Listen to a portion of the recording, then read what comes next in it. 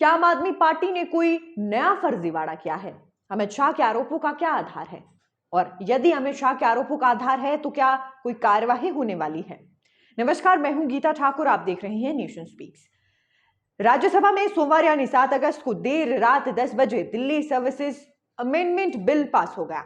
इस दौरान भाजपा ने आम आदमी पार्टी के सांसद राघव चड्ढा पर सदन में पेश मोशन में फर्जीवाड़े का आरोप लगाया है।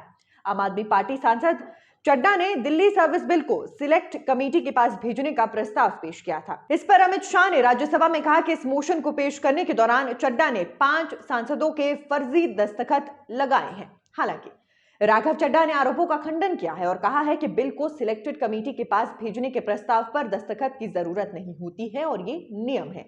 शाह ने कहा कि 2 मेंबर सदन में कह रहे हैं कि हस्ताक्षर उन्होंने नहीं किए, उनके पास बयान रिकॉर्ड कर लिए जाएं और इस मामले की जांच हो।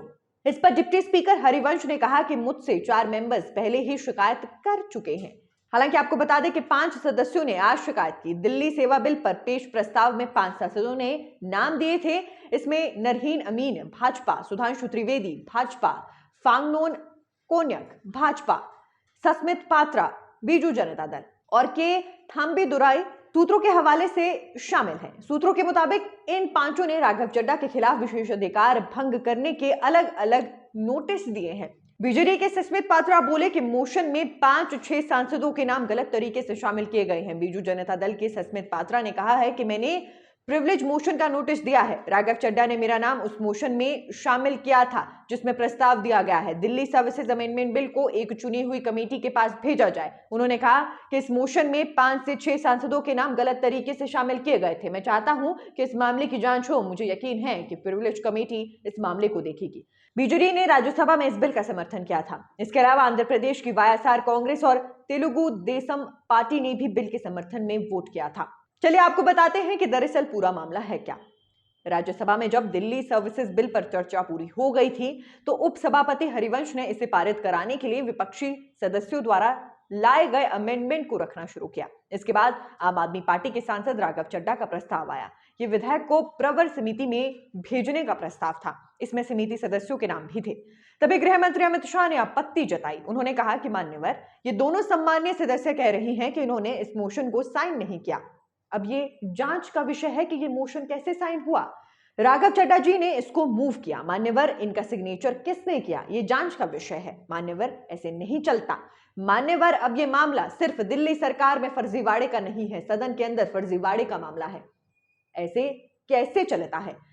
मान्यवर, मेरा आपसे निवेदन है कि दोनों सदस्यों का स्टेटमेंट रिकॉर्ड कर लिया जाए अभी और बाद में इसकी जांच की जाए कि ये कैसे हुआ। समसित पात्रा इसके बाद कहते हैं कि सर, मैं आपका ध्यान नियम 72.2 की ओर आकर्षित करना चाहूंगा। ये कहता है कि कोई भी सदस्य चयन समिति में नियुक्त नहीं किया जाएगा यदि वो समिति में नियुक्त होने की इच्छा नहीं रखता है। प्रस्तावक, मैं दोहराता हूं, प्रस्तावक को यह सुनिश्चित करना होगा कि जिस सदस्य का नाम वो समिति के लिए प्रस्तावित कर रहा है वो समिति में कार्य करने के लिए इच्छुक है अथवा नहीं। सर, इस तरह की कोई भी चर्चा मेरे द्वारा नहीं की गई है। मेरा नाम मेरी अनुमति के बिना लिया गया है। यह विशेष अधिकार का मामला है। मेरा नाम कैसे दिया गया, यह पूरी तरह से गलत है। इसके बाद उपसभापति कहते हैं कि पहले ही 4 सदस्यों ने शिकायत भेजी है, इसकी जांच होगी। इसके बाद अमित शाह कहते हैं कि मान्यवर, इन 5 सदस्यों का नाम आसन की ओर से उद्घोषित किया जाए या उनको बोलने की मंजूरी दी जाए और इसका रिकॉर्ड बनाकर यह विशेषाधिकार का मामला है, इसे विशेषाधिकार समिति में भेजा जाए। हम तो यहां चर्चा कर रहे थे कि फर्जीवाड़ा दिल्ली सरकार में चल रहा है। इस सदन की कार्यवाही में भी फर्जीवाड़ा चल रहा है। और इस सब के बीच राज्यसभा में दिल्ली सर्विसेज बिल के लिए वोटिंग के दौरान ऑटोमेटिक वोटिंग मशीन खराब हो गई। इसके चलते पर्ची से वोटिंग कराई गई। पक्ष में 131 और विपक्ष में 102 वोट डले। बिल अब राष्ट्रपति के पास मंजूरी के लिए भेजा जाएगा। राष्ट्रपति की मंजूरी के बाद यह कानून बन जाएगा। दिन भर की बहस के बाद गृह मंत्री अमित शाह जवाब देने आए तो उन्होंने विपक्ष को चैलेंज दिया कि इस बिल को गिरा कर दिखाओ।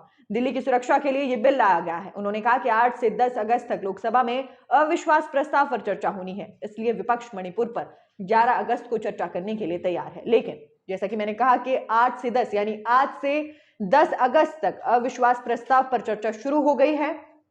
देखना यह है कि जिस चर्चा का लंबा इंतजार विपक्ष की तरफ से किया गया है, क्या वो लंबी चर्चा विपक्ष के लिए कोई फल लेकर आएगी? तमाम बड़े अपडेट्स के साथ नेशन स्पीक्स हाजिर होता रहेगा। नेशन स्पीक्स के यूट्यूब चैनल को लाइक, सब्सक्राइब और शेयर करना ना भूलें।